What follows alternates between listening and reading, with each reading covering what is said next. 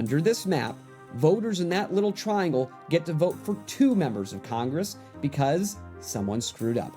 The existence of that triangle in 2 districts also means that the maps are not contiguous because Congressional District 5 now has a little island in the middle of Congressional District 4. And it means that the districts no longer have equal population. Those are 2 pretty important requirements. So not only did the governor and the legislature entirely ignore Missouri's constitutional requirements, they couldn't even draw the maps correctly.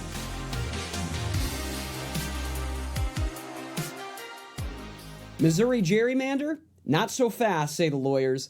My name is Elad Gross. I'm a civil rights attorney in Missouri. I often sue the government to protect our Constitution and individual freedoms. Missouri Governor Mike Kehoe called an extraordinary session of the state legislature to answer the call from D.C. to redraw Missouri's congressional maps, to make them even more favorable to Republicans. The plan was to split Kansas City into pieces to break up the Democratic voting area. Instead of having 6 Republicans and 2 Democrats in Congress, Missouri would likely have 7 Republicans and 1 Democrat in Congress under the new D.C. map.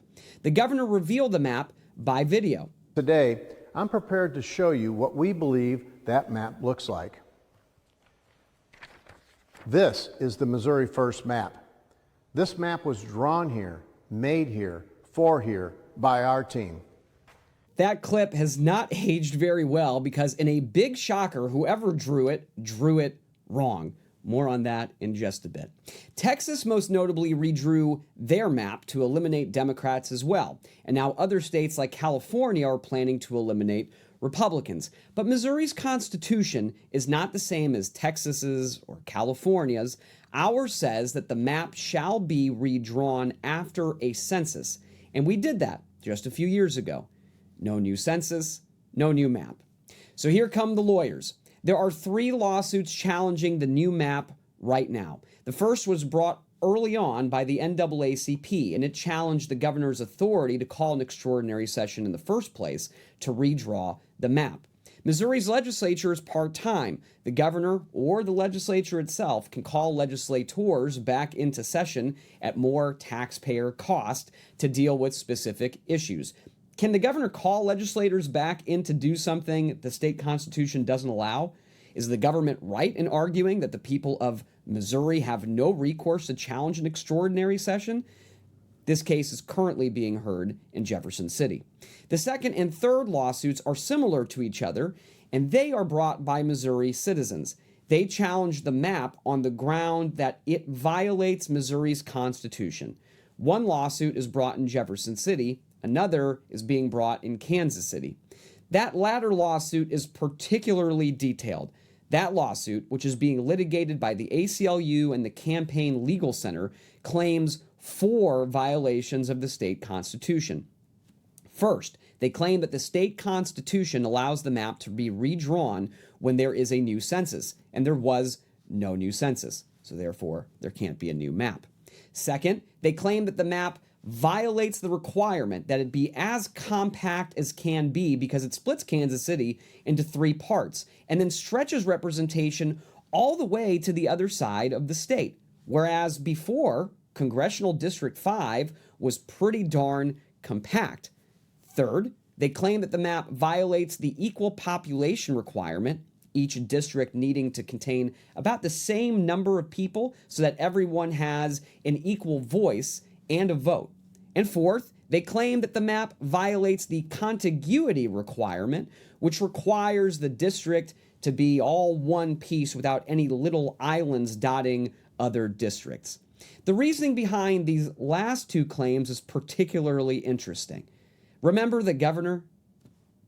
This is the Missouri First map. This map was drawn here, made here, for here, by our team. Apparently, the governor and the legislature, in their rush to draw new maps without debate, made a huge mistake. The final map includes an area in Kansas City that is both in Congressional District 4 and Congressional District 5. You can see it right here in the bill. Now, this bill is long. Most of the bill is dedicated to breaking out which parts of the state fall into which congressional districts. Sometimes a whole county goes into a district, but sometimes a county is split up.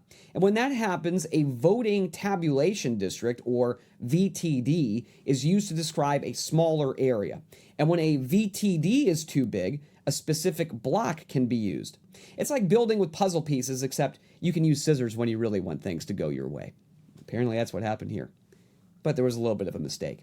On page 76 of the bill, VTD KC 811 is in the 4th congressional district.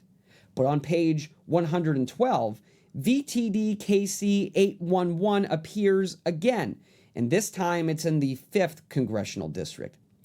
Here's what VTD KC 811 looks like. Under this map, voters in that little triangle get to vote for 2 members of Congress because someone screwed up. The existence of that triangle in 2 districts also means that the maps are not contiguous because Congressional District 5 now has a little island in the middle of Congressional District 4. And it means that the districts no longer have equal population. Those are 2 pretty important requirements. So not only did the governor and the legislature entirely ignore Missouri's constitutional requirements, they couldn't even draw the maps correctly. And they spent more of our money doing it. I think I felt better when I thought folks in D.C. were just donating this map to us at no cost. The new map has yet to be signed by the governor. He is the one who called for the extraordinary session, but maybe this level of illegality will be too much for him to swallow, although I have a feeling that another call from our friends in Washington, D.C. could get him to sign on the dotted line. You know, at one point, believe it or not, Missouri officials had some respect for our state's independence. If you actually look at our state seal, not only do we have some fearsome bears on there, but that circle that they are holding up that says, "United we stand, divided we fall," is actually not a circle, it's a belt, which was a symbol of Missouri's willingness to take off that belt of the Union if it found that the federal government was encroaching on the freedom of our state's citizens. 200 years later, and we can't wait for the feds to tell us what to do. These cases will make their way through Missouri's state court system, with a final decision likely coming from Missouri's Supreme Court. At the same time, a group has started the referendum process to collect about 100,000 signatures across the state, which would put this map on the ballot for the people of Missouri to overturn if we so choose.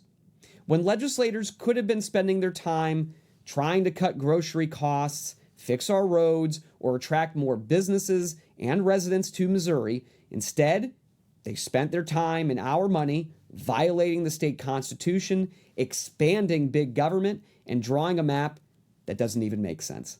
And thanks to them, even more of our money is going to go to lawyers. But I suppose if the governor was the one who drew this map, maybe it's fair to ask him for our money back.